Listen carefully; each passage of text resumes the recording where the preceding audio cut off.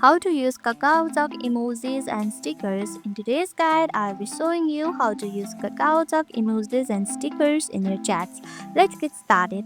First, open the Kakaotalk application on your device. Now, once you are logged in, tap on the chats right here. This will open all of your chats. Now, open the chat of the specific person. Tap on it. Now, in order to send stickers, all you have to do is tap on this emoji right here, smiley icon, tap on it. You will get many emojis and stickers right here. Just select the one you like. Let me select this one. Now, once you select it, just tap on the send button right here and your emoji will be sent to that person. This is how easy it is to use the emojis in the Kakaotalk app. Just type in your message and tap on this smiley icon.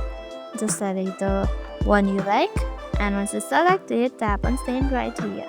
Whoa, super cool, right? Hope this video helped you. If you did, make sure to give this video a thumbs up and subscribe for more tips and tutorials. Thank you for watching.